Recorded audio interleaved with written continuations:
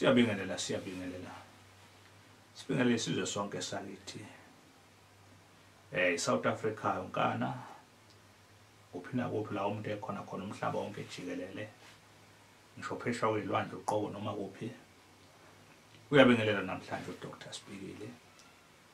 Siyabingelela bonke abantu ke abakhona phansi komthunzi welanga. Nabantu abasibukelayo ke.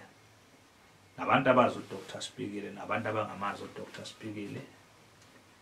Wonke umuntu la ekhona khona siyanibingelela sithi sanibona nonke.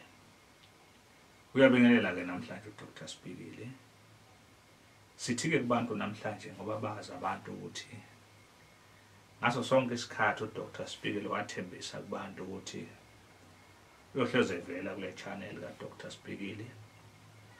Kepha abantu abaphathele indaba ezinhle ezokwazi ukusiza impilo zabo. Kule channel asizi nendaba ezimbi, asizi nenganekwane. Asizi futhi nendaba esingazazi esixoxelwa zona nesizwe ukuthiwa. Kepha siza nendaba ezinto esuke sinesiqinisekiso sazo. Siza nezinto futhi okuyothi umuntu noma efika ekhaya kwaDr Sibikile afika athole leyo nto leyo ikhona. Njengoba injalo njengoba bekukhulunywa ngayo. Namuhla ke aziziningi kakhulu indaba esiyiphathela abantu la kule channel. Kunabantu abakhathazekile kakhulu abahluphekile.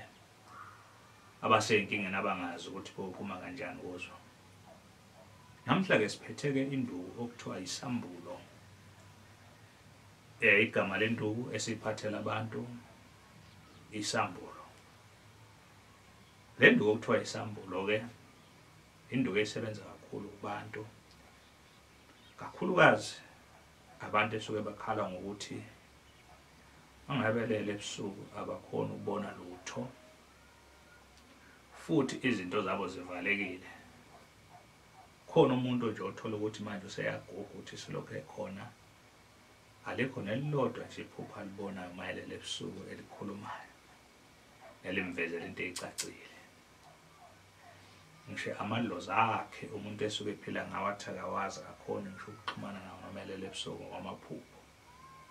Zonke izinto hleze xoxelwa izangoma nezinyanga ukuthi yenza ukuthi kodwa ngabona imehluko.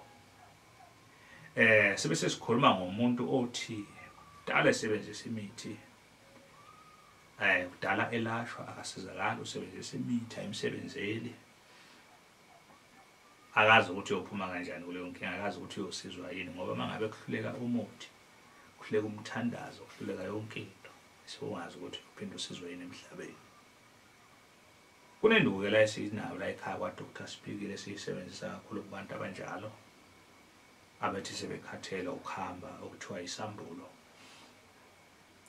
Yona nduku leyo ke kakhulu ekhipha abantu esuke baseyinkingeni ezinjalo laba bathi imuthi awusebenzi kuwo.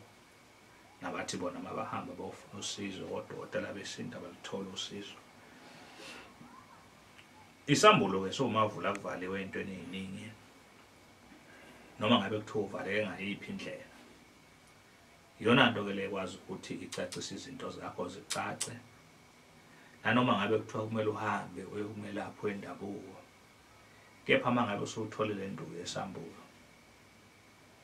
Uyakwazi ukuthi uxoxele wena ulele ebusuku ukuthi njengamanje hamba uyoDr Zibanibani osendaweni ethile afika kunikeza izinto ezithile.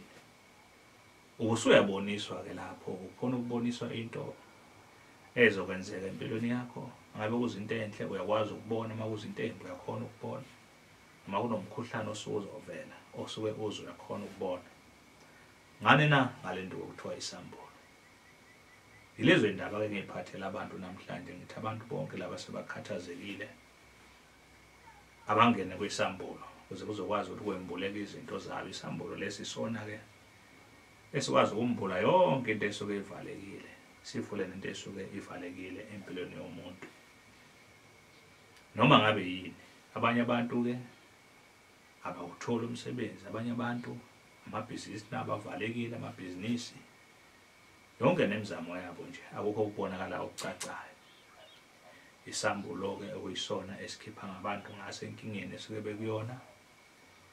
Ilokho nje ileyo nduku esiphathela abantu namhlanje, ngoba ngihlezi ngisho kubantu ukuthi abantu bahlezi bengibuza ngaso sonke isikhathi ukuthi mangabe kunjena singaphuma kanjani kule nkinga. Cha ke sikhona ke isixazululo. Yilokho nje akuningi kakhulu bafowethu nodadewethu, aziningi namhlanje indaba ekhona. Abantu abafisa ukuxhumana noDr Sibhikile ukhona la kaMhlaba uyalingana la esebenzela khona. Mawudinga inamba kaDr Sibhikile 071 106 9603 071 106 9603 la atholakala khona uDr Sibhikile. Nsuku zonke uyatholakala. Ngaphandle ke mawuthe uyafona wathola ukuthi uDr Sibhikile ubhizi, noma usahlola noma usalapha umuntu khona umuntu asamsizayo. Mawusiza umuntu ke awukhona ukuthi ukwazi uku-answer ucingo. Kubiza ukuthi uqala uqede nalowo muntu emva kwalokho usungena ke encingweni. uDr Sibhikile uhlezi enayo ke airtime efonini yakhe la uyothi mangabe ufonile wangamthola aphinde abuyele kuwe. Yilokho nje okuye kwenzeka. Abantu siyabanxusa ukuthi ke bangakhohlwa ukusubscribe e-channel kaDr Sibhikile, basubscribe ukuze babe yingxenye yangaphakathi kwi-channel kaDr Sibhikile.